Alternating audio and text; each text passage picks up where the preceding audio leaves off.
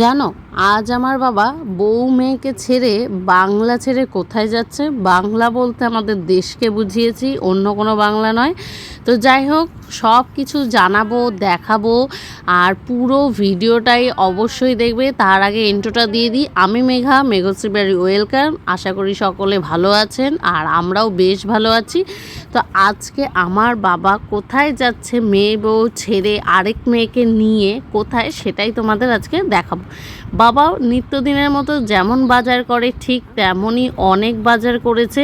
সাথে এনেছিল আজকে আনারস, সেটাও আমরা সকলে মিলে খাবো কেটে কুটে, সেইগুলো সবই দেখাবো। আর যেহেতু বলেছি বাংলা ছেড়ে কোন রাজ্যে যাচ্ছে সেটাও জানাবো। এর আগেও আমার বাবা একবার বাংলা ছেড়ে গেছিল অন্য রাজ্যে, সেখানে গিয়ে নিজের চিকিৎসা করায়। আর সেখান থেকে আসার পর অনেক দিন, 1 বছরের পর আবারও যাচ্ছে বাংলা ছেড়ে। সেখানে কেন যাচ্ছে, কোন কাজে যাচ্ছে, সেগুলো যদি যেতাম তাহলে তো অবশ্যই ভিডিও দিতাম, কিন্তু আমার কাজ বা টাকা পয়সা বা অনেক কিছুর জন্য আর পুরো পরিবার যেতে পারিনি। এমনকি মার যাওয়ার কথাটাও হঠাৎ করে বাদ হয়ে গেল।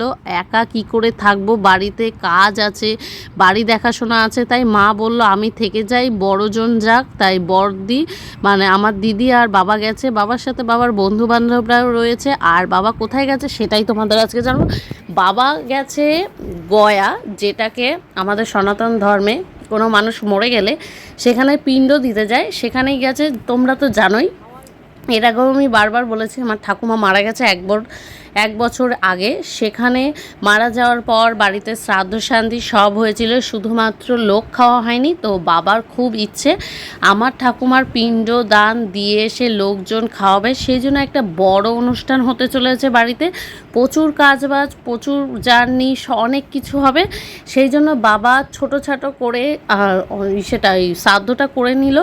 করে নেওয়ার পর সকলে হঠাৎ করেই প্রোগ্রাম করে যে পিণ্ড দিতে যেতে হবে। কারণ আমার বাবা এর আগেও দাদু মরার সময় গেছিলো, তখন আমার জন্ম হয়নি ঠিকই, মায়ের কাছে শোনা, বাবার কাছে শোনা। তাই এখানে বলছি, যেতে চেয়েছিল কিন্তু ঠাকুমা না করেছিল যে আমি মরি তারপরে যাস, আগে যাস না।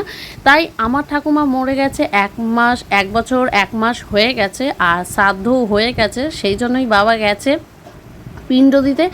আর পিণ্ড দিতে আজকেই ওরা টেনে উঠবে। কোথার থেকে টেনে উঠবে সেটাও তো জানো, নবদ্বীপ ধাম থেকেই টেনে উঠবে। তো ইচ্ছে তো আছে আমি যাব, ওদের ভিডিও করব, আর সাথে টাটা করেও আসব। কিন্তু শেষমেশ সব কিছু করার পর যখন যাওয়ার কথা হয়, তখন আমার শরীরটা এতটাই খারাপ লাগছিল কাছ থেকে এসে, আর যেতে ইচ্ছা করেনি, আর যেতেও পাইনি। মনটা ভীষণই খারাপ হয় ওরা যখন বাড়ির থেকে বেরোয়। কারণ দিদি যেখানে থাকে আমিও সেখানেই থাকি। দিদির সাথে যত ঝগড়া, যত অশান্তি হোক না কেন, যখন দিদির সাথে না থাকি বেশ মন খারাপ হয়। জানি না ওর মন খারাপ হচ্ছে কি না, জানি না, আমার তো ভীষণ হয়। আর আমরা ছোটোবেলা থেকে কখনোই দেখিনি বাবা আমাদের ছেড়ে কখনো গেছে বা 2-3 রাত থেকেছে। এর আগেও বাবা গেছিলো এক কাজে, সেখানে নিজের চিকিৎসার জন্য গেছিলো। সেখানে গিয়েও 20-22 দিন যখন বাবা ছিল, মনে হতো বাড়িতে কেউই নেই। বাড়ির গার্জেন মাথার ওপর না থাকলে সেই জায়গাতে কখনোই মনে হয় না। হ্যাঁ, অনেকের বাড়ির ছেলেরা বা পুরুষরা বাইরে গিয়ে কাজ করে, তাদের সেটা ম্যাটার করে না। কিন্তু আমার বাবাকে যত ছোটোর থেকে দেখেছি আমাদের সাথে সপরিবারে থাকতে, হাসি খুশি দুঃখ আনন্দের সাথে থাকতে। তাই বাবা মাকেও না থাকলে বাড়িটা বড্ড একা লাগে। সেহেতু তাই এই ভিডিওটা আজকে করা আর এই কথাগুলো বলা। যখন আমার বাবা ওখান থেকে পিণ্ডদান করে আসবে, ইচ্ছা আছে ওখান থেকে নিয়ে আসা, আর সাথে সাথে ভিডিওগুলোও করা। কেন ভিডিওগুলো না করলে তোমরা জানতে পারবে কি, আর এই ভিডিও কারা কারা দেখে আমি তো জানতে পারি না। তাই আমার আশেপাশের লোক, চারিপাশের লোক সবাই এই ভিডিও থেকে জানতে তো অবশ্যই পাচ্ছে আমার এই কথা। তাই মাঝে মাঝে ভাবি ভিডিও না করাই বেশ ভালো, গোপন কথাগুলো না থাকাই ভালো।